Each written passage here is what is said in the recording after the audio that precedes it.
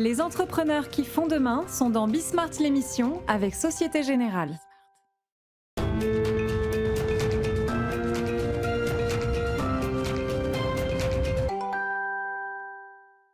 Salut à tous, c'est Bismart, on est de retour, une nouvelle heure de débat autour de l'actualité économique, assez tech d'ailleurs, vous allez voir, du moment. En même temps, ça s'y prête bien. Voilà, donc on va parler tech, on va reparler Twitter, Metaverse, tout ça. Couple franco-allemand. Elisabeth Borne sera en Allemagne vendredi. J'ai lu reçu avec les honneurs militaires. Je sais pas ce que ça veut dire. Bref, elle sera reçue avec les honneurs militaires vendredi en Allemagne. Et puis quand même, tiens, on va démarrer, on va s'injecter une petite dose. Petite malheureusement, mais par les temps qui courent. Petite dose d'optimisme. Allez, c'est parti, c'est Bismart.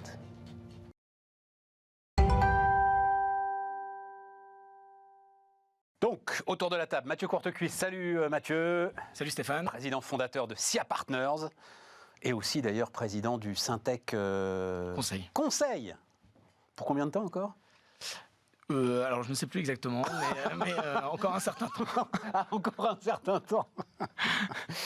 et André Le Scruc-Pietri, salut André. Salut Stéphane. Président de JEDI, la Joint European Disruptive Initiative.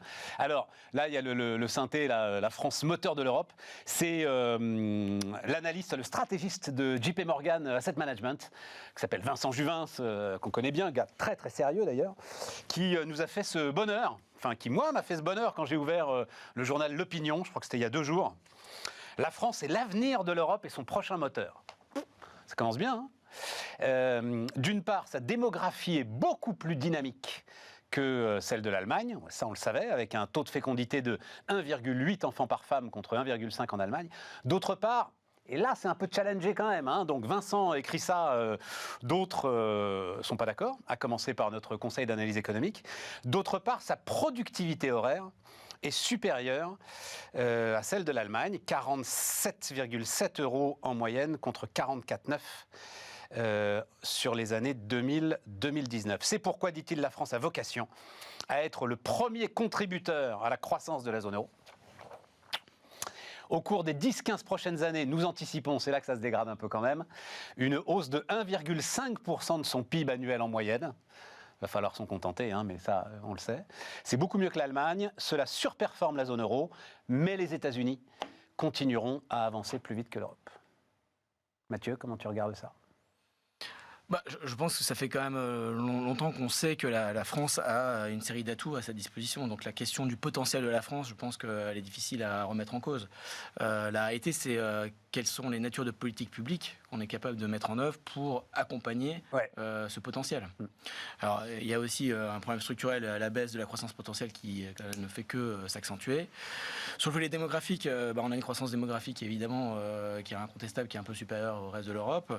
Qui fléchit quand même année après année. Elle fléchit, et elle reste inférieure aussi à celle du Royaume-Uni. Je pense que dans l'étude, il parle de l'Europe continentale, mais il n'exclut le Royaume-Uni. Donc sur le volet croissance démographique, on sait qu'il y a ça. Après, la réalité sur la productivité, il faut regarder productivité et aussi production, parce que la productivité horaire, on sait quels sont les biais statistiques qui l'accompagnent. Quand on a beaucoup de chômage, évidemment, on exclut les gens qui sont les moins productifs. Quand on regarde la productivité horaire, on ne regarde pas la quantité de travail produite. C'est tout le problème de cette stat. Donc ça, c'est quelque chose qu'il faut regarder et qu'il faut quand même mesurer. Mais je suis sûr que tu as plein d'invités macroéconomistes qui pourront... Non, mais il faut les... Enfin, je crois que nos auditeurs téléspectateurs le savent. Hein, le problème de l'excellente productivité française, c'est qu'on démarre plus tard. Donc effectivement, on laisse de côté tous les apprentis qui ont par définition une moins forte productivité que les salariés confirmés. Et puis surtout, on s'arrête beaucoup plus tôt. Et donc là aussi, c'est une sorte de fausse productivité. Comme tu le dis, ça ne prend pas en compte la quantité de travail totale de la nation. En tout cas, moi, ce qui m'interpelle davantage par rapport à ça, au-delà de ce qu'on connaît, nous, dans le quotidien des entreprises, c'est quand même que, typiquement, en termes de migration intra-européenne, on ne peut pas considérer que la France attire énormément d'autres Européens sur son sol pour venir travailler, en tout cas dans les métiers qui sont les tiens fortement qualifiés. Je n'ai pas constaté de mouvement massif d'autres pays vers chez nous. Et c'est même une difficulté que tu as ? Par exemple, toi, SIA Partners, si tu veux attirer... Oui, c'est-à-dire que moi, j'ai constaté, parce que maintenant, je commence à avoir petit peu d'ancienneté. Même par exemple, si je prends les Belges, ils sont beaucoup moins attirés qu'il y a 10 ou 15 ans pour venir faire des expériences en France que ça a été avant. Hors Europe, je pourrais prendre les Québécois, par exemple, ils ne viennent plus en France pour ni étudier, ni travailler. C'est nous qui allons au Québec. Donc c'est le mouvement inverse qui s'opère. Donc voilà, donc je pense que, évidemment, je ne veux pas être pessimiste, voilà, mais je trouve qu'il y a quand même un petit peu de décalage, surtout en ce moment. Bon, moi, je vis dans le moment où on est en train de travailler que sur des cas de délocalisation énergétique. Donc c'est vrai que ça me paraît un peu décalé par rapport à ce qu'on vit dans notre quotidien aujourd'hui. Voilà. Après, bon. Oui, mais délocalisation. Il finit bien en disant les États-Unis continueront à avancer plus vite que l'Europe. Délocalisation énergétique, les Allemands ne sont pas mieux lotis que nous. Non, c'est bien au contraire. Effectivement, c'est au-delà du contexte européen. Et si on arrive, enfin, si tu fais un pari, j'entendais ce matin, ça me paraissait surprenant quand même. Des paris industriels qui sont faits sur la crise énergétique actuelle. Alors, on a beaucoup raconté l'histoire de Safran, mais bon, je ne sais pas dans quelle mesure ils n'ont pas voulu rendre ça public pour d'autres raisons. J'ai du mal à croire qu'on prenne des paris industriels sur un état énergétique très particulier. Qui sera peut-être différent dans 1 an, dans 2 ans, quand les réacteurs tourneront à nouveau, parce que les réacteurs tourneront à nouveau, quand on aura quand même réussi à réformer notre marché de l'électricité. Au-delà des prises de position publiques, moi ce que j'entends plus dans les conversations plus privées, c'est quand même d'abord pas mal de regrets, y compris sur des sujets de relocalisation récentes. On a passé quand même 7-8 ans maintenant à essayer de grappiller des microcentièmes de compétitivité, et là on perd 10 points d'un coup, donc c'est quand même monstrueux en fait. Voilà, avec quand même une défiance vis-à-vis de la science. Quand même, parce que la crise énergétique, c'est aussi une crise de la science et de l'approche de quelle politique énergétique on peut avoir en France. Ça fait quand même 15 ans qu'on ne cesse de taper sur le système électrique français et ses filières de formation. Donc à un moment donné, les industriels, ils réfléchissent aussi par rapport à la science et quelle place a la science dans la capacité à gouverner un pays, quoi. André ? Oui, moi je suis.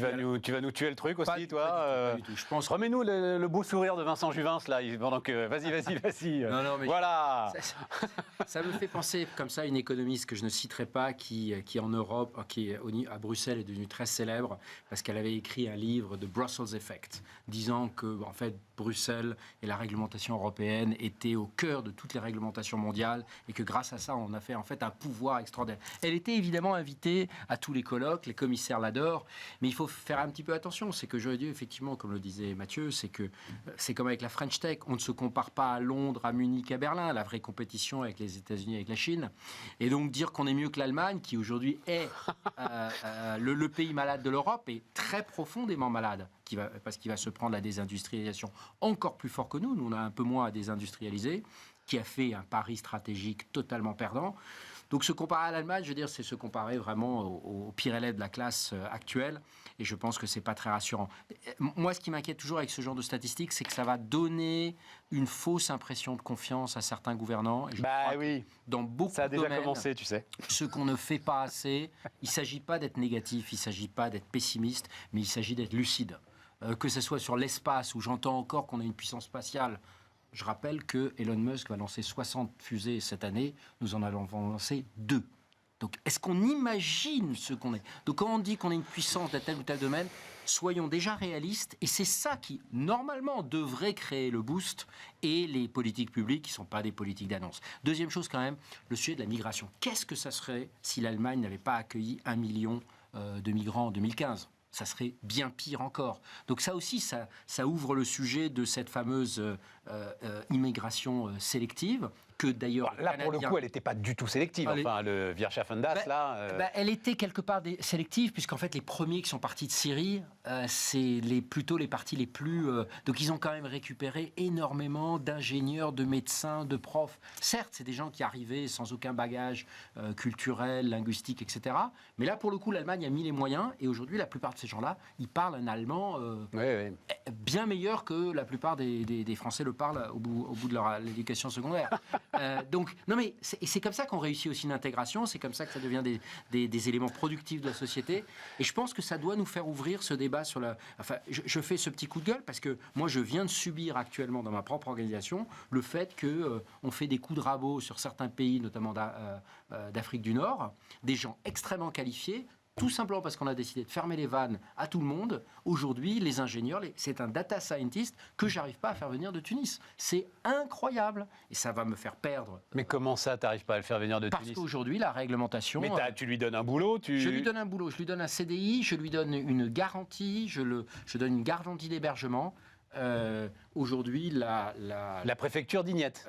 Aujourd'hui, le ministère de l'Intérieur considère que c'est un vaste sujet politique. C'est comme certains de ces pays récupèrent pas les gens qui sont expulsés de chez nous, eh ben on a décidé d'appliquer la loi du talion et le président de la République en parlait hier en disant que finalement on avait le droit aussi d'être susceptible. Je pense qu'on a surtout le droit en France d'être pragmatique et de voir qu'on a besoin des talents du monde entier pour augmenter ces éléments de productivité chez nous, quoi. C'est un sujet d'ailleurs dont on avait parlé, dont on a beaucoup parlé autour de cette table il y a une dizaine de jours, puisqu'on a eu un rapport de je ne sais plus qui, EY je crois, je ne sais plus, qui fait KPMG, qui fait une sorte d'audit mondial et on voyait que la France, alors en termes d'attractivité, était 19e au monde. C'est la Suisse et Singapour qui étaient les pays considérés comme les plus attractifs et les États-Unis reculaient. Hein, c'est-à-dire que la logique Trump, voilà, le discours Trump a fait des dégâts. Et donc, dans le même ordre d'idée, ah oui, le chiffre que j'avais en tête, en fait, pendant que tu parlais, c'est Éric Trappier, le patron de Dassault, mais qui, en l'occurrence, s'exprimait comme patron de l'Union des industries et métiers de la métallurgie, l'UIMM, qui disait que la facture d'électricité de l'industrie française était passée donc sur 2 ans, il prend comme référence 2020, de 15 à 60 milliards d'euros. x4. Pas mal quand même. Ouais. x4. C'est ça le chiffre qui circule. Ouais. Ça nous plonge donc dans le sujet du moment qui est quand même la course de vitesse sur les subventions. Donc, en ce moment, il n'y a pas une prise de parole publique sans qu'on parle des 450 milliards du plan Inflation Reduction Act des Américains, qui visiblement installerait des situations anticoncurrentielles. Je vous demanderai ce que vous en pensez. Et puis il y a les 200 milliards encore flous du plan allemand, même si là les choses sont en train de se calmer et on réalise, nous Français, que si on compare la taille des économies, on fait à peu près là-dessus. Bon, et André, il y a ce qui est un de tes sujets de prédilection, c'est-à-dire il y a France 2030. Il y a nos fameux 50 milliards, et tu continues à penser qu'on s'y prend mal, quoi.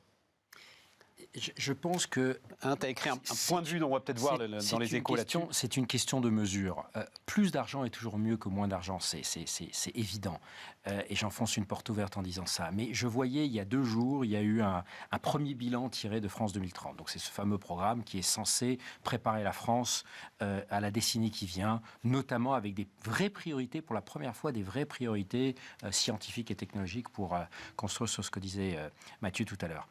Le bilan, c'est déjà 10 milliards de dépensés. Mais c'est pas ça la mesure. La mesure, c'est est-ce qu'on a réussi en 1 an à créer des vraies positions de leadership ? Est-ce qu'on a préparé le socle sur des positions de leadership ?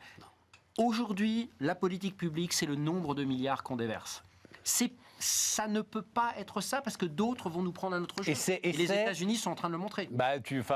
Bruno Bonnell est venu nous voir, là, hein, le patron de France 2030. Comme tu le dis, plein d'énergie, plein de bonne volonté. Mais il fait de la politique. T'as l'impression que c'est un espèce de ministre, de secrétaire d'État à la relance nationale.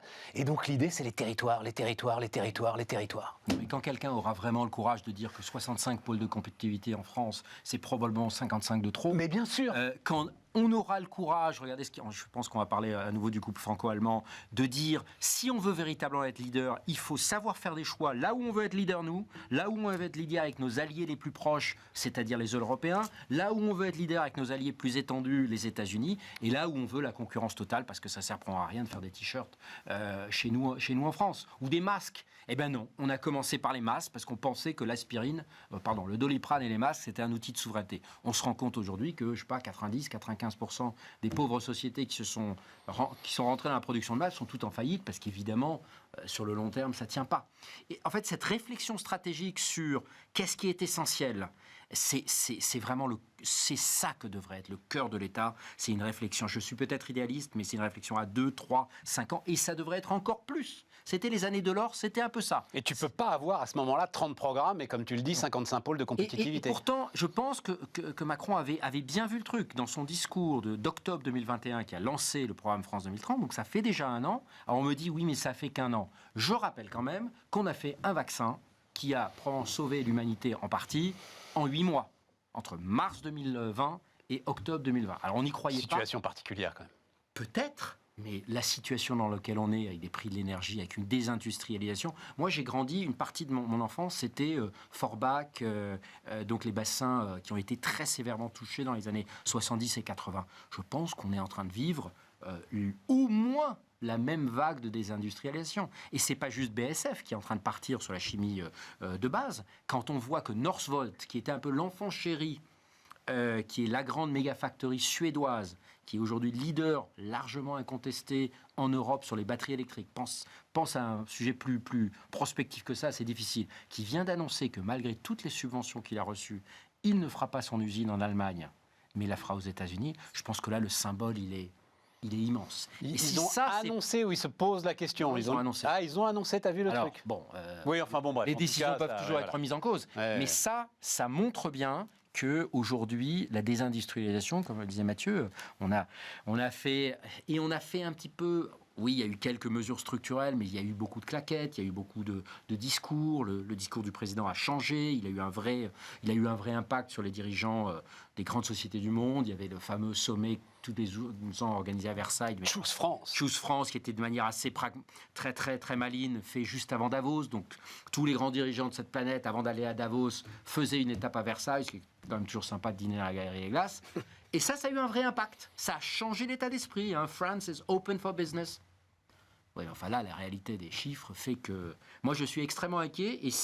Et là aussi, on entend soit l'Europe T'éloigne pas trop du micro. Soit l'Europe dit on va attaquer les États-Unis sur ce plan parce il crée des distorsions de concurrence. Oui, mais enfin c'est dans 5 ans. Je veux dire, ça n'a aucun intérêt. Soit on arrive à lancer quelque chose d'équivalent, mais pas dans 6 mois, dans 2 semaines, 4 semaines. Oui, en fait, c'est exactement ça. C'est-à-dire que, comme vient de le décrire André, il y a cette notion d'urgence en fait, dans l'action. Les Américains ont décidé de réindustrialiser, tout simplement. Donc, ils ont considéré que maintenant, pour asseoir leur domination technologique, il fallait qu'ils réindustrialisent de façon massive. Alors, ils ont la chance, alors c'est peut-être inopiné parce que Biden n'était pas forcément parti dans ce sens-là, mais ils disposent d'un potentiel énergétique majeur, en fait, qui est un outil de compétitivité, mais enfin, qui se fait au détriment du paysage, d'un certain nombre de concessions aussi que les populations font dans leur capacité à développer cette énergie. Parce que, on l'évoquait tout à l'heure, la France aussi, un de ses avantages, c'est son espace. Parce qu'on a de l'espace par rapport à l'Allemagne, par rapport aux Pays-Bas, etc. Mais qu'est-ce qu'on en fait ? Est-ce qu'on est prêt à faire des sacrifices sur ce que ça veut dire réellement de réindustrialiser avec quelques éléments dont on a absolument besoin pour le faire? Les Américains le font. Donc là, évidemment qu'ils ne vont pas négocier avec les Européens. Là, ils sont dans ce combat ou cette course avec la Chine où ils disent maintenant on réindustrialise, bon, ils mettent le paquet, et avec cette notion d'urgence, parce qu'eux aussi ils ont des dispositifs de financement de l'innovation et de l'accélération qui sont ultra efficaces, qui sont à l'échelle, et que nous on est en train encore de réfléchir à comment on met en place des gouvernances avec des indicateurs qui ne sont pas adéquats. Donc eux ils ont des outils prêts à l'emploi, donc ils sont capables de faire des U-turns assez rapides par rapport à ce qu'ils pouvaient même imaginer. Sur l'énergie, c'est vertigineux. Le virage est vertigineux. Ils sont capables de passer des alliances avec des pays clés, on en parlait juste avant, avec l'Australie, etc. Ils ne se posent aucune question. Et nous, les atermoiements qu'on va avoir ne les intéressent absolument pas. Donc là, il y a urgence en réalité. La difficulté, c'est qu'on est quand même, on n'est pas comme les États-Unis, on n'a pas l'arme magique du dollar. Donc on est en plus dans des stratégies non coopératives au sein de l'Union européenne, parce qu'il faut quand même le dire, en matière énergétique, on est aujourd'hui dans la nasse, parce que quand on regarde le blocage qui reste réel de la part des Allemands sur le nucléaire, je veux dire, rien n'a changé en réalité. On est quand même au bord du gouffre énergétique, et ils tiennent toujours sur le volet nucléaire, dans une opposition qui est quand même assez hallucinantes. Donc, ils tiennent sur un double volet, sur le volet nucléaire et sur ce fameux système espagnol, c'est-à-dire sur le plafonnement, non pas à l'achat, hein, mais pour les centrales, le plafonnement des prix du gaz. Ce qui nous met totalement en étau. Ce qui nous met dans le mur. Voilà, donc, et donc on en est là à discuter entre nous. Avec évidemment une capacité d'exécution américaine qui est sans commune mesure. Et en plus, objectivement, les élections en mi-terme, même si on peut discuter de ce que ça veut dire, etc., redonnent quand même une capacité d'action au gouvernement américain pour continuer à avancer. Tout à fait. En tout cas, empêche le blocage. Voilà. Le fait qu'ils aient gardé la majorité au Sénat empêche le blocage. Ce qui est une bonne nouvelle en soi, mais qui pose quand même des questions extrêmement importantes pour nous. L'image de la France, elle s'est quand même améliorée ces dernières années. Donc, Jamie Dimon vient encore, même au-delà du sommet de Choose France, il sera là la semaine prochaine à Paris. Et on voit d'ailleurs même dans le Brexit, on l'a vu, si on reprend le premier sujet, la place de la bourse française qui prend un petit peu d'élan. Donc, le Brexit, finalement, on commence à sentir dans l'industrie financière ce qui est en train de se passer en France, quoi. C'est des choses intéressantes, mais ça ne va pas assez vite. Et par rapport aux défis qui sont posés d'une hyper-transformation, en réalité, eh bien, les moyens ne sont pas forcément mis en œuvre. Et ce n'est pas, comme l'a dit André, forcément un sujet que financier. C'est un sujet, évidemment, de capacité d'exécution. C'est clair. C'est pas un sujet financier. Et il y a quand même un tout petit problème quand même, c'est la formation, parce que, on peut dire, voilà, on veut relancer les centrales nucléaires, mais il faut quand même former les soudeurs. Donc ça mais moi, le truc le plus sidérant dans cette histoire de France 2030, le plus sidérant, en fait, c'est que c'est 54 milliards. Mais pourquoi 54 milliards? Il avait dit 30, Macron. 54. Il en reste 20 de Sarkozy. Ouais, parce que quand tu discutes... Mais c'est ahurissant. Qui est là pour aussi exécuter. C'est ahurissant. Aujourd'hui, il en reste 20 de Sarkozy. On n'a pas des moyens d'évaluation. Et donc c'est pour ça qu'on... Mais on ne dépense même pas le pognon. Enfin, au moins le dépenser, j'en sais rien, moi. Il servira toujours à quelque chose. Enfin, bon, après, c'est le jeu de l'État de... Tu dis les appels d'offres, c'est une catastrophe, les appels d'offres. C'est une catastrophe. Mais ça garantit pas une saine concurrence, les appels d'offres, quand même, André? Je rappelle quand même que la notion de concurrence, s'il y a vraiment un truc à changer en Europe, mais de manière radicale, c'est cette vision, qu'on a aujourd'hui, que l'Européen est un consommateur. Résultat, 4 licences télécom en Belgique. C'est un peu comme si nous, en Corse, on allait en créer 2. Enfin, donc, résultat, les opérateurs n'investissent pas. Je rappelle qu'il y en a 2 mobiles en Chine et il y en a 3 aux États-Unis. Et il y a ça sur tous les niveaux. Enfin, la fragmentation, elle est totale. C'est pas vrai sur les télécoms, André. Moi, j'aime bien... C'est pas vrai. C'est pas vrai. C'est pas vrai. Ils n'ont jamais autant investi. Alors, pour le coup, oui, ils ont jamais les autant télécoms, investi. Ils n'ont jamais autant investi. Et les Américains, au chaud avec leurs 3 opérateurs, sont sur ce sujet-là, dans un système qui est bien moins bon que le nôtre, et avec une qualité de service qui est bien moins bonne que la nôtre. Je connais pas les... Tiens, attends, juste un mot, parce qu'après, regarde, parce que c'est une petite histoire. Je rappelle quand même qu'en Chine, il y a déjà pratiquement 200 millions d'utilisateurs 5G. Donc, j'en suis pas sûr. Hein. Peut-être avec les États-Unis. Et on ne peut pas tout avoir. On peut pas tout. Non, mais juste une petite histoire, et puis on reviendra sur... Mais c'est autour d'un... C'est le Figaro qui racontait ça, autour de la dernière tournée de Taylor Swift, qui est alors star de la pop musique aujourd'hui. Et alors, des millions de fans n'ont pas pu acheter leur place pour la prochaine tournée donc, de Taylor Swift, parce que le système géré par l'entreprise Ticketmaster est tombé en panne. Or, Ticketmaster écrase le marché américain sur ce segment, comme sa maison mère Live Nation, géant mondial des tournées. Et là, donc, vous vous souvenez d'Amy Klobuchar, elle était...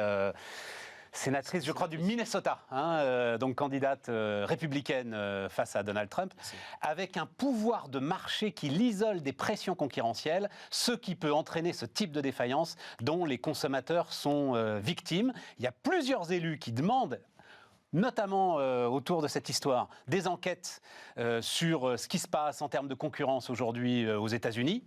Et on sait notamment qu'il y a un trio administratif qui peut faire évoluer la régulation. Donc Lina Khan, présidente de la Federal Trade Commission, Jessica Rosenworcel, Federal Communication Commission, et Jonathan Kanter à la division anti-monopole du département de la justice. Mais ce qui me fait marrer, c'est que ce que les GAFA, en gros, arrivent à protéger, c'est peut-être Taylor Swift qui va être le déclencheur, tu vois, le déclencheur d'un réveil concurrentiel des États-Unis. On avait beaucoup promis que Lina Khan, je crois 32 ans, maintenant elle doit en avoir 34, était allée révolutionner. On n'a pas vu grand-chose. Non, pour l'instant, on n'a rien vu. Donc je me demande quand même si...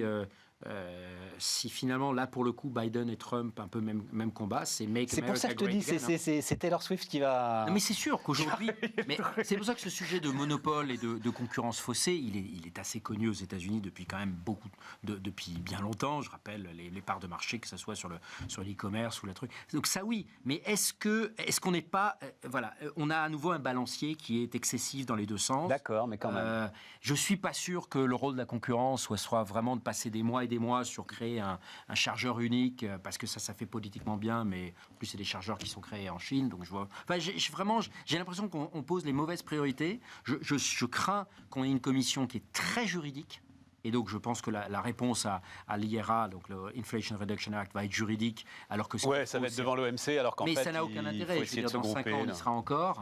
Alors que la réponse devrait être stratégique et, comme le disait Mathieu, la capacité d'exécution. C'est pour ça, moi, je ne crois plus trop à ces plans tant que je ne vois pas les faits. Et pardonnez-moi, au bout d'un an, juste dire on a investi 10 milliards, pour moi, c'est un aveu d'échec. Oui, je suis assez d'accord. Mathieu, la concurrence. Tiens, c'est une affiche, je vous montrerai de quel bouquin, après la pause, je vous montrerai de quel bouquin je sors ça. J'ai reçu un bouquin très chouette sur l'affichage en France depuis le début du XXe siècle. Et il y a cette affiche de 86 que j'avais oublié. Il y a toutes les affiches de la campagne Leclerc.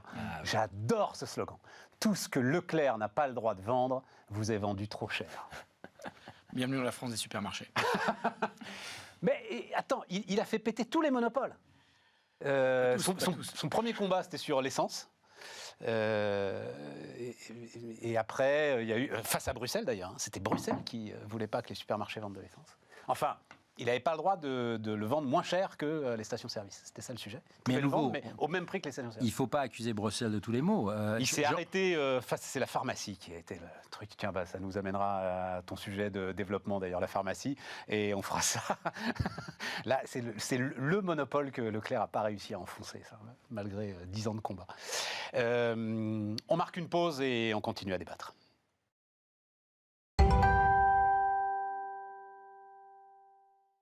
Donc on repart, voilà, le bouquin il est là, ça s'appelle En haut de l'affiche, et franchement, voilà, très chouette.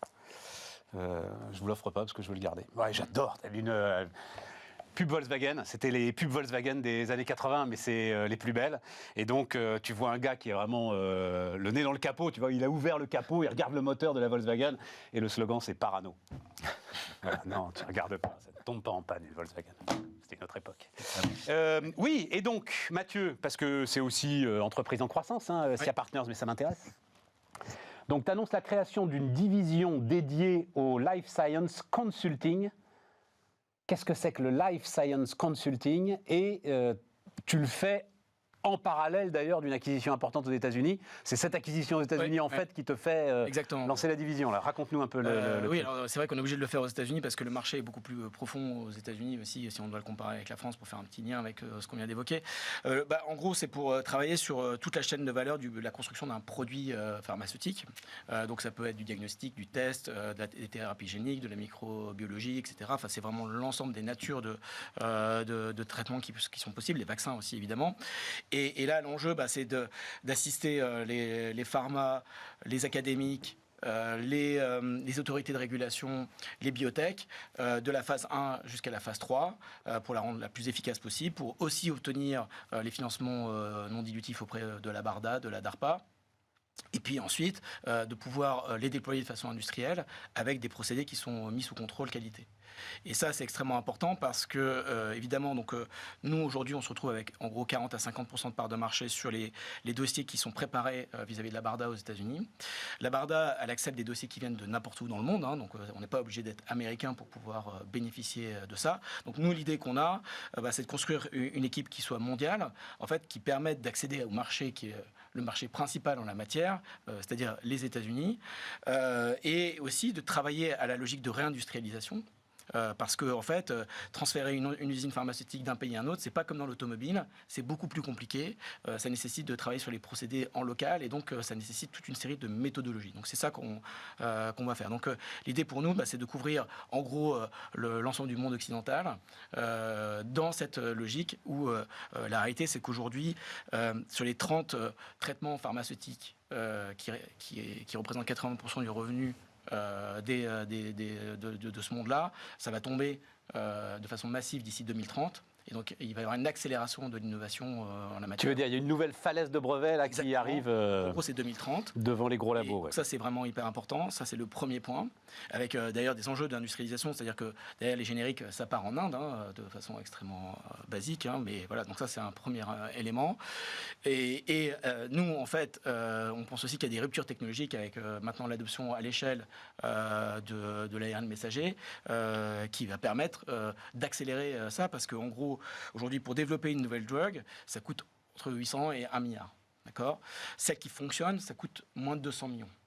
Grâce aux techniques de ARN messager, on peut en gros réduire de 30 à 40% le temps pour le faire.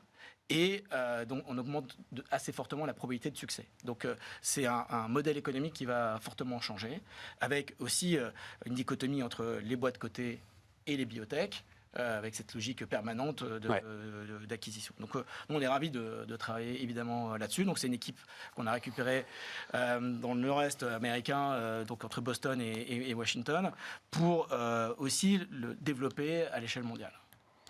Et ce que tu dis quand même me permettra encore une fois de rendre hommage à l'ancien patron de Sanofi, viré quand même parce qu'il s'était installé à Boston, Chris Vibarer.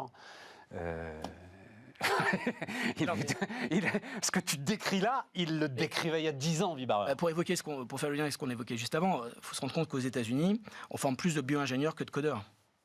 C'est la réalité aujourd'hui. C'est la réalité aujourd'hui. Aujourd'hui du tissu universitaire américain. Et ça, c'est quelque chose qu'il faut garder à l'esprit. Et on l'évoquait tout à l'heure. Nous, par exemple, on n'a pas de grandes écoles. Bon, je ne vais pas faire le débat entre universités et grandes écoles, mais on n'a pas de grandes filières qui soient suffisamment boostées pour se dire on veut avoir une place dans le domaine des sciences de la vie avec des écoles aussi prestigieuses que Polytechnique. D'accord ? Et ça, c'est pas normal. Et là, on a commencé à réfléchir à des éléments de réforme parce que en France, en gros, on est forcément obligé d'être bon en maths et en physique. Ouais. On pourrait être bon aussi en maths et en biologie. Et on pourrait imaginer des cursus universitaires qui prennent ça avec le niveau qu'on met dans le soin pour réaliser des choses à l'échelle. Bon, sur un marché américain quand même, tiens, on parlait des télécoms, c'est un autre sujet quand même, c'est-à-dire structurellement beaucoup plus cher à la sortie, les prix des médicaments, justement du fait d'un manque de concurrence. Enfin bon, bref, là-dessus, Trump avait beaucoup, alors pour le coup là, Trump avait beaucoup appris, je crois, à l'ensemble des Américains d'ailleurs sur leur propre système de santé parce qu'il voulait défoncer tout ça, il n'y est pas parvenu. Donc là aussi, il y a un sujet, enfin ce pourquoi sans doute aussi tu investis aux États-Unis, c'est que les prix de sortie à l'arrivée sont quand même beaucoup plus élevés. Ça c'est vrai, il y a aussi, alors nous dans notre... Quand il y a eu le Brexit, il y a eu un petit combat pour savoir qui récupérait l'agence du médicament en Europe. Ouais. Et, bon, ça finit aux Pays-Bas. Bon, nous, on avait mis Lille pour faire plaisir. Enfin, c'est vrai. François Hollande qui oui, c'est vrai, je me souviens. Martine Aubry. Bon, on partait pas avec toutes les chances quand même dans la compétition. Les Lillois vont apprécier ça. Je suis Lillois, alors bon, je dis avec tout à fait. Voilà, ils auraient pu mettre Fordac. Ça a énormément d'impact sur les équipes de marketing, de R&D qui sont derrière, parce qu'en fait, elles sont en interface directe avec. Voilà. Donc, on n'a pas forcément choisi le bon combat de mon point de vue. Et là, avec la crise Covid, évidemment, on se aperçoit de l'enjeu qui est derrière. Et c'est absolument essentiel. Petite anecdote, il y a 2 mois, j'étais à Washington, j'avais la chance de participer à une discussion et il y avait Jake Sullivan, qui est quand même le conseiller à la sécurité nationale, donc quand même un des hommes les plus importants de l'administration. De Biden, tu veux dire. De Biden, et qui disait, pour nous, alors il faut entendre son discours. D'ailleurs, il a fait un discours il y a 1 mois qui était vraiment la pièce de doctrine des États-Unis dans les prochaines 10 années, avec cette obsession sur la Chine, cette obsession sur l'industriel, cette obsession sur la technologie. Et il vous fait un discours en 20 minutes sur les 3 grands domaines qui semblent être majeurs pour les États-Unis. Il commence par les life sciences et par la biologie de synthèse. C'est pour lui la nouvelle frontière, c'est ça. La deuxième, c'est ce qu'il appelle le computing, donc ça intègre les supercalculateurs, l'IA et le quantique. Et la troisième grand domaine, c'est tout ce qui est sciences du climat et technologie du climat. Et donc, ils ont à nouveau des priorités très claires. Et l'objectif ne sera pas de créer, comme nous on a fait en Europe, parce qu'on avait annoncé en Europe une fameuse BARDA européenne. Alors, donne-moi, parce que je suis perdu dans les... Barda, c'est quoi? Alors, c'est très différent. La DARPA, c'est une agence qui finance des projets trop risqués ou trop long terme pour le secteur. Donc, c'est vraiment... C'est de la recherche, mais avec de la testostérone, c'est-à-dire... vraiment les trucs... Comprimer les fameux moonshots, aller sur la Lune, changer la manière dont on déchiffre le génome, comment est-ce qu'on stocke, quels sont l'avenir des supercomputers, etc. La Barda, c'est très différent, même si c'est un nom qui souvent on mélange les deux. On entend certains économistes qui les mélangent allègrement. La Barda, c'est plutôt une agence qui va préacheter des produits qui n'existent pas encore. Donc ça permet en fait de rassurer des industriels, et c'est ce qu'ils ont fait en 2020. Ils ont dit à 10 industriels en parallèle, ce qu'on ne sait pas faire dans notre pays, on adore choisir le gagnant, on va mettre entre 1 et 2 milliards sur 10 produits différents. 8 mois après, 2 d'entre eux, Moderna et Johnson & Johnson, avaient leurs produits. Parce que ça permet en fait d'acheter des produits qui n'existent pas encore. Mais c'est là où vous pouvez mettre les meilleurs sur un projet. Donc c'est une agence qu'il nous faut. Comment est-ce qu'elle fonctionne en Europe? On a mis quelqu'un de très bien, dont je rends hommage, parce que c'était vraiment quelqu'un de super, Pierre Delceau, au niveau de la Commission européenne. Mais si on ne lui donne pas un outil beaucoup plus agile, si on ne le sort pas de la gangue des procédures financières, de la redistribution européenne... Des appels d'offres, il ne va jamais y arriver. Et la prochaine pandémie, ça sera à nouveau la Barda qui va inventer le vaccin de demain. Non, mais et on en voit, parce qu'on sous-estime encore l'importance de tout ce qui s'est passé dans là. Il faut quand même, encore une fois, tout le temps regarder ce qui se passe en Chine, la façon dont ils n'en sortent pas, mais vraiment pas, et parce qu'ils ont un problème de vaccin. Voilà. Pour le coup, c'est un domaine par rapport aux autres domaines. Ils l'ont pas. Ils sont totalement à la ramasse sur les volets biotechnologiques. Mais mais ce que je veux dire, c'est parce ça nous est sorti de la tête. On serait dans le même état si il n'y avait pas eu Moderna, quoi. Oui, évidemment. C'est ça. Mais ce que je veux juste dire, c'est que dans la compétition, on n'en serait pas sorti de cette merde. Dans la compétition actuelle, pour le coup, il y a vraiment un écart énorme entre la Chine et les États-Unis dans le domaine. En fait, dans le domaine des sciences de la vie, la DARPA intervient quand même, notamment pour tout ce qui est medical devices et tout ce qui est diagnostic, parce que la régulation interdit en gros aux labos pharmaceutiques d'intervenir sur la partie préventive en réalité. Et donc ça, c'est quand même un petit souci réglementaire, ce qui permet aux tech, aux grandes boîtes de tech, d'investir le sujet du diagnostic et de la prise en charge, là où les grandes boîtes pharmaceutiques ne peuvent pas le faire. Et donc, un des enjeux pour nous, c'est d'accompagner aussi les grandes, la big tech américaine, sur le domaine des sciences de la vie, vu du diagnostic. On peut faire le pari que Apple et Amazon seront des acteurs majeurs de la santé d'ici. Là, Amazon a déjà commencé des investissements. Je pense qu'il y en a d'autres qui sont sur le sujet. Et le métaverse est un énorme sujet d'un point de vue de l'application de la santé. Alors allons-y sur le métaverse, parce que là j'ai les deux derniers défenseurs. Alors l'image est passée de manière subliminale tout à l'heure, mais c'était un des titres des Échos que j'avais bien aimé. J'ai montré, c'était un papier du Wall Street Journal que j'avais adoré, mais je l'ai déjà montré. Il y a sûrement un moyen plus intelligent de perdre 800 milliards de dollars. Donc le Wall Street Journal avait écrit ça. Voilà, oh, formidable. J'adore ça. Et effectivement, c'est les Échos qui... Alors c'était juste comme ça, dans une, le métaverse passera-t-il l'hiver ? Mathieu, tu as été le premier, de toute façon, à me raconter ce que c'était, à me dire il faut un Chief Metaverse Officer, etc. Et tout. Tu n'as pas changé d'avis. Ah non, absolument. Même si les gars de Meta sont paumés, s'il est obligé d'envoyer des mails pour dire ce serait bien que vous utilisiez le service que vous êtes en train de designer, etc. Tu n'as pas changé d'avis, tu continues à penser. Ah oui, non, je pense. Alors il y a plusieurs sujets. D'abord, il faut quand même. D'abord, le Metaverse, c'est un terme un peu réducteur pour parler de la réalité, la mixed reality, je sais pas comment on dit en français. Réalité augmentée. Voilà, ça couvre l'ensemble du spectre de la réalité augmentée, la réalité virtuelle et aussi les neuroimplants. Donc c'est vraiment l'ensemble de la chaîne qui est en jeu. Évidemment, pour faire simple et court, la réalité augmentée va plutôt être un marché B2C. La réalité virtuelle est d'abord un marché B2B. D'accord ? Donc, évidemment, tous les gens qui sont excités à aller acheter des boutiques dans le métaverse, parfois même du métaverse 2D, etc., peut-être qu'ils se sont trompés un tout petit peu d'endroit, parce que le sujet, et d'ailleurs, il y a une alliance qui a été annoncée il y a quelques semaines entre Facebook, enfin Meta et Microsoft dans le domaine, parce que la plupart des gens qui travaillent dans le domaine voient quand même que c'est surtout sur le B2B que ça va démarrer. Oui, mais alors, sur le B2B, ce qu'on voit, moi je vois bien leur pub. Dassault Systèmes me raconte ça depuis 15 ans.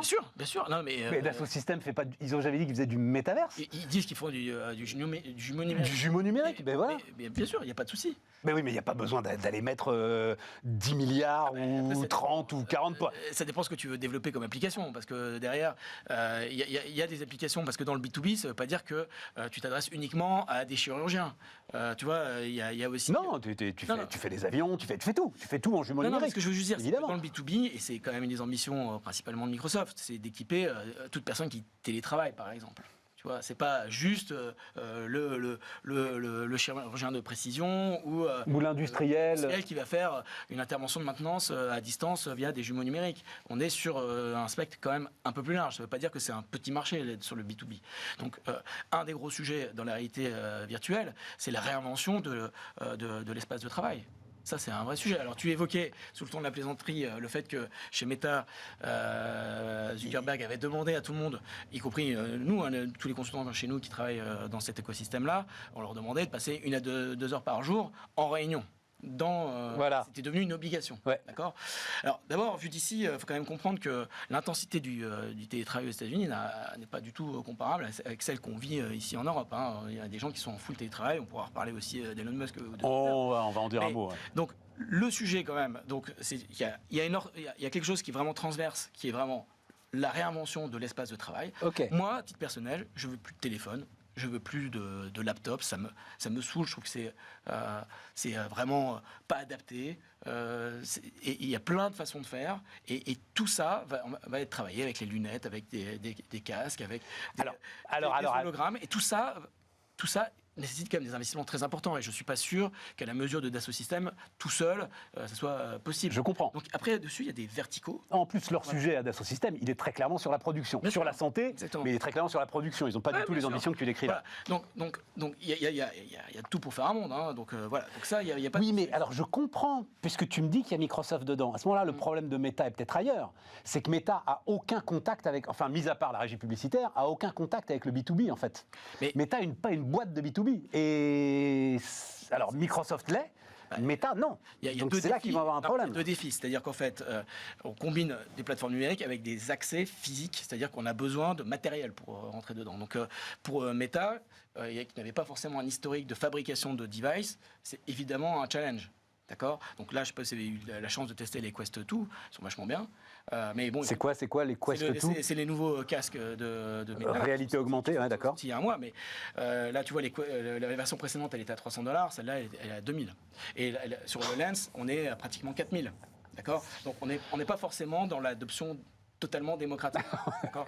Bon, mais ça, c'est le premier challenge, c'est un challenge industriel. C'est-à-dire qu'il faut fabriquer du device. D'accord. Donc Microsoft sait le faire, Apple sait le faire, ouais. Google un peu au milieu, et pour Meta, c'est quelque chose d'assez nouveau. Amazon aussi est vraiment dans cette logique-là, alors avec un autre axe qui est sur les enceintes connectées, etc. Mais il y a une forme de convergence. Voilà. Après, chacun a choisi son chemin. Et c'est vrai que Microsoft sait faire du device, pas toujours avec du grand succès, mais il sait en faire. Et c'est aussi faire du B2B. Et ils ont la relation B2B. Ah bah oui, ils ont la relation B2B colossale. Donc c'est des enjeux, mais enfin... Je pense que Meta a toutes les chances pour pouvoir y arriver. Bon, très bien. Tu es d'accord aussi, André ? J'adore le titre Lost in Metaverse, merci, sur lequel parlait Mathieu. Mais il y a quand même une chose qui me frappe. Je me rappelle que depuis 2-3 ans, quand on nous parlait de l'émergence de l'intelligence artificielle, on nous disait « Ok, on a perdu la bataille sur le B2C, mais vous allez voir en Europe, on a la maîtrise de nos données industrielles. » Eh bien, quand je vous entends, je me dis que même ça, c'est pas forcément gagné, parce que justement, en créant ces jumeaux numériques et cet accès, je trouve que c'est ça aussi l'intérêt qu'on a peut-être sous-estimé avec la 5G, c'est-à-dire que tous ces outils, il va falloir les connecter à Internet, tous ces devices, et ceux qui maîtriseront les réseaux vont être aussi capables de maîtriser ces gateways qui aujourd'hui sont les câbles sous-marins, le cloud, etc. Donc je pense qu'il y a effectivement une évolution. Je ne sais pas ce que ça va donner, mais ce qui est sûr à nouveau, c'est qu'il faut absolument être présent pour tester. Ça, c'est sûr. C'est-à-dire qu'aujourd'hui, si on n'est pas en train de tester partout, on est sûr d'avoir pas son ticket gagnant. Probablement, Meta est allé très très loin en faisant un big bet. Et c'est peut-être mon deuxième point, Stéphane, que je voulais souligner. Je crois qu'on est dans ce monde des big bets.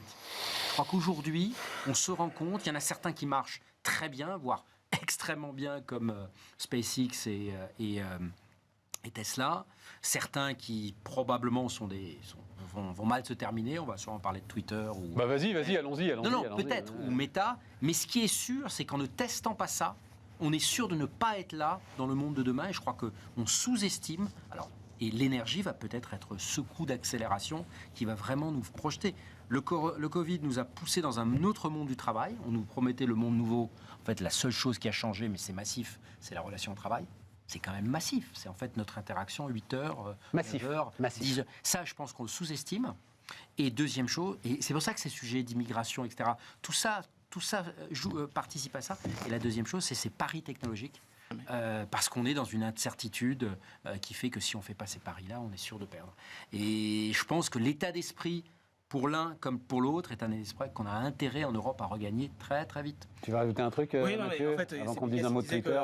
On surestime l'impact à court terme des technologies, on sous-estime à long terme.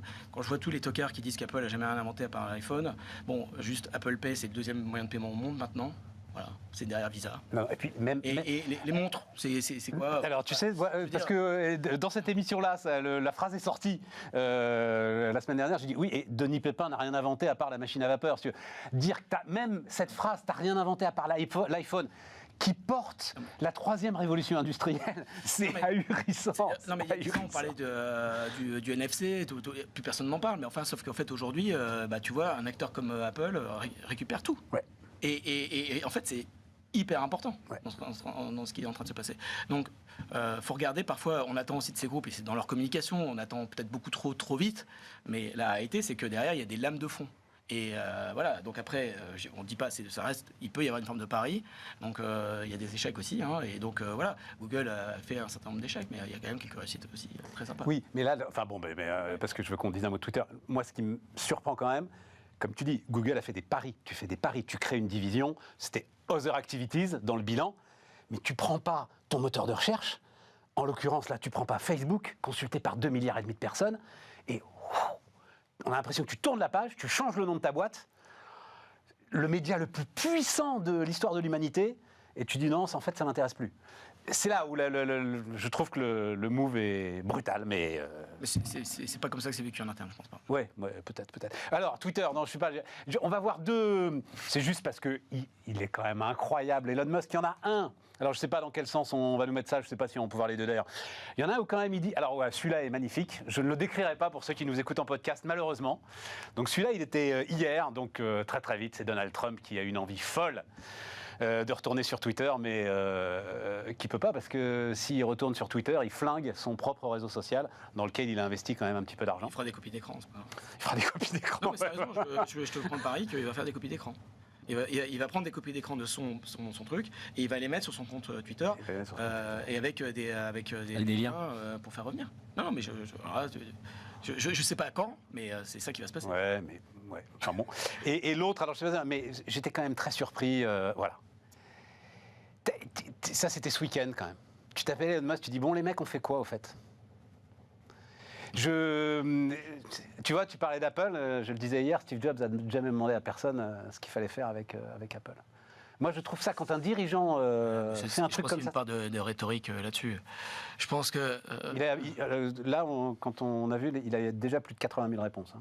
Oui, non mais c'est... de toute façon, ça n'a aucun sens. 300, 400 000 parfois. Ouais. Non, moi, si on prend un plus grand temps, enfin, moi, c'est ce qui m'intéresse. Mais c'est quand même en termes de management, moi, j'aimerais bien avoir ton avis. Non, mais en fait, là aussi, ici, on ne se rend pas compte de ce qui est en train de se passer aux États-Unis. C'est-à-dire qu'en fait, dans le monde de la tech, aujourd'hui, les gens, ils sont en full télétravail. D'accord ? Il y a eu des études qui ont commencé à sortir sur le fait que les gens dans la tech qui étaient en full télétravail, il y en avait au moins 20% qui avaient 2 jobs. Okay.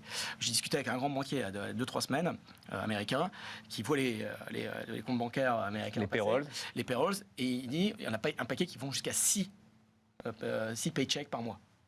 Okay. Donc, il y a un énorme problème aujourd'hui dans la tech américaine de productivité des équipes de tech.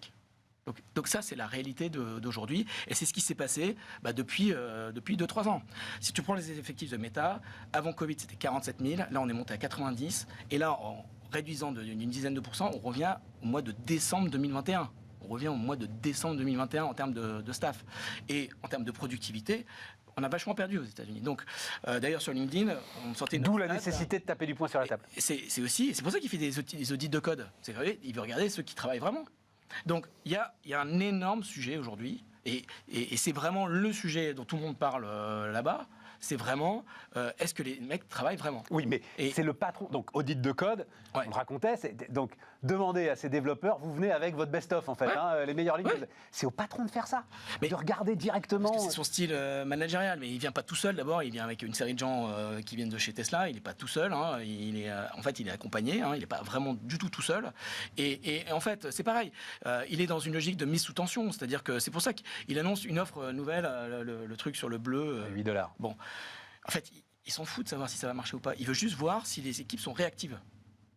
Voilà. Et c'est des tests. Alors après, on peut être pour ou contre sur le plan managérial, mais en fait, il faut comprendre ce qui est en train de se passer. Et d'ailleurs, sur LinkedIn, aujourd'hui, aux États-Unis, les offres en full télétravail, elles ont baissé de 30 à 40%. Et ça va revenir, on va revenir sur quelque chose. Donc, en fait, dans ce qui est en train de se passer là maintenant, c'est que comme il y a une crise financière aussi associée à la tech, les gens ils vont être un peu plus frugaux dans la façon d'investir. Donc on va remettre un peu de mise sous tension. Bon, alors évidemment, avec Elon Musk, c'est jamais fait de façon ni discrète, ni parfois même humaine, hein, disons-le. Donc voilà, donc il le fait avec son style, en mode open source devant tout le monde.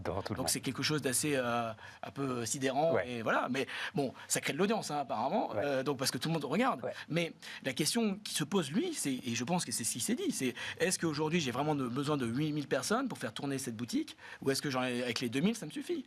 Et là, c'est un sujet de productivité. Voilà. Et en plus, comme il est obsédé par l'automatisation et la robotisation, en fait, pour lui, l'être humain dans un process, c'est une solution de confort. Donc, il est dans cette logique un peu jusqu'au boutiste, en disant je veux automatiser à mort. Voilà. Et je pense que c'est un petit peu sous-évalué parce qu'on ne voit pas forcément ce qui est en train de se passer là-bas. Parce que toutes les boîtes de tech sont sur le même sujet. Quelle est la productivité réelle d'aujourd'hui?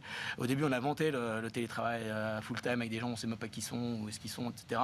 Là, on revient en fait à quelque chose de plus normal et on va reprendre quelque chose qui sera beaucoup plus hybridé et sain en fait dans la façon de reproduire les choses. Et de la même façon, la baisse des financements, ça va permettre de reprendre aussi, de regarder la réalité. Il suffit de financer en early stage des startups en France ou aux États-Unis. Pour faire la même chose, un gars aux États-Unis va demander 10 développeurs de plus. Oui, non, mais je participe. C'est intéressant, très intéressant. C'est très intéressant.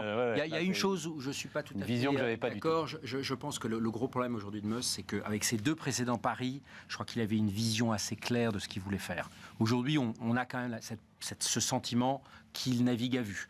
Alors par contre, le faire en open source, moi je trouvais au contraire très intéressant et ça devrait nous faire réfléchir sur cette image du CEO qui a une vision très claire. Je crois qu'aujourd'hui c'est très dangereux. À nouveau dans ce monde de grands paris où il faut expérimenter, où on ne sait pas qu'est-ce qui va se passer avec ces crises qui se conjuguent de manière un peu géométrique, le fait de faire appel à cette intelligence collective, alors comment est-ce qu'il va pouvoir trier, automatiser toutes ces idées? C'est ça. Ouais, enfin, c'est pas vrai, il ne va pas lire 80 000 réponses, il ne fait pas un appel à l'intelligence collective. Franchement, vous mettez ça dans un moteur, vous passez de l'intelligence artificielle basique là-dessus, vous voyez des trends, etc. Je rappelle quand même aujourd'hui que beaucoup de sujets aujourd'hui de développement, notamment dans le domaine de la pharma, c'est d'analyser les trends en fonction du nombre de brevets qui sont déposés par cluster. Donc, en gros, la topologie mathématique et les life sciences sont en train de se rejoindre parce que ça permet de voir les tendances, d'anticiper les trends. Donc je trouve ça c'est très intéressant. L'autre chose qui est absolument fascinant, c'est que personne n'a encore trouvé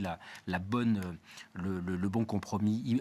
Tu parles d'hybridation entre physique et virtuel. Moi, je suis frappé par le nombre de réunions dans la tech qu'on a en ce moment où les gens disent « Ah ben c'est la première fois qu'on rencontre nos collaborateurs ». Je rappelle que pendant 2 ans, la plupart des investissements dans la tech ont été faits sur quasiment de manière entièrement virtuelle. Ouais. Donc on peut quand même aussi se poser la question si certains de ces investissements qui ont été faits, quand même on parie d'abord sur des équipes, ont été faits. Enfin voilà, il va y avoir... toute connaissance de cause. Ce qui est clair, c'est qu'il va y avoir une sédimentation hyper intéressante et il faut être dans ce trend.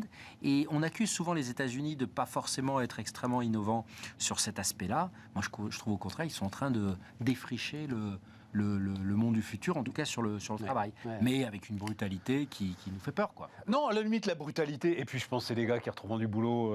C'est ce qu'on disait hier, il y avait Guy Mamoumani qui était là, et Guy disait, le problème de ce type de management, c'est que c'est souvent les plus mauvais qui restent. C'est-à-dire, tu tapes du poing sur la table, tu dis soit vous travaillez comme des cinglés, soit vous vous barrez. Ceux qui restent, c'est ceux qui ont des doutes sur leur capacité à retrouver du boulot. Bah, quand même. Quand même, Musk il est un peu charismatique quand même. Donc en fait, il peut entraîner 2-3. Je sais pas, il a peut-être perdu quelques points de charisme là. Moi, sur le sujet de la vision, je pense que moi, ce qui est quand même très intéressant, c'est qu'il s'attaque à un sujet qui est quand même majeur dans la tech, c'est-à-dire l'identité numérique. C'est-à-dire quand même. On sent le débat depuis le début avec l'histoire des comptes bleus, etc. C'est lui qui a foutu le bordel là-dedans, pardon de le dire comme ça, parce qu'il nous reste qu'une minute 30. Il est seul responsable du merdier qu'il a mis sur Twitter avec ce... Moi, je pense qu'il faudra regarder ce qui va se passer sur l'identité numérique et aussi l'ouverture des API de Twitter qui historiquement étaient quand même de piètre qualité pour les annonceurs. Et ça, c'est un autre sujet qui est beaucoup moins grand public, mais qui posait énormément de problèmes sur les données de localisation, même sur du service client, etc. Parce qu'en fait, on n'avait pas les infos, et comparativement à ce qu'on peut retrouver sur les plateformes type Meta ou autres, pour les annonceurs, il y a une pauvreté de la plateforme de l'API qui est quand même mineure. Donc ça, c'est pas un sujet grand public. Le sujet de l'identité numérique, c'est un sujet fondamental pour les 5-10 années qui viennent, parce que celui qui va contrôler l'identité numérique, il va contrôler quand même pas mal de choses. Peut-être un point, je rappelle que sur les Gen Z, donc ceux qui sont aujourd'hui moins de 20 ans, ils considèrent que leur identité digitale est une prolongation de leur identité physique à plus de 50%. C'est la seule génération. Tiens, c'est d'ailleurs parce que j'ai regardé si vous aviez quitté Twitter tous les deux, mais vous n'avez pas quitté Twitter. Ouais. Et toi, ton dernier tweet, c'est quoi? C'est 60% de cette Gen Z est tatouée. Oui. Non mais c'est un chiffre qui m'a 60% de cette Gen Z tatouée. Ça va vite pour se faire tatouer en même temps, donc c'est plus rapide que de former quand même. Il y a un truc là, il y a un langage, il y a quelque chose, il y a une identité. Faire du positif, je veux terminer sur une note positive. Regardez l'opportunité pour les groupes européens de la tech. Là, il y a 11 000 personnes de chez Meta, 5 000 personnes de chez Twitter. J'espère que tous les groupes de la tech européens essayent de récupérer ces talents. C'est maintenant qu'il faut le faire, en tout cas. Merci les amis, merci à vous de nous avoir suivis. Demain, mode interview. Tiens, on parlera d'ailleurs innovation, espace, etc. On parlera ESG aussi, finance ESG, post-COP. Enfin, il y a des choses intéressantes là-dessus. Je peux bien revenir. Voilà. Si tu veux, Mathieu, toujours bienvenue. Allez, ciao, à demain.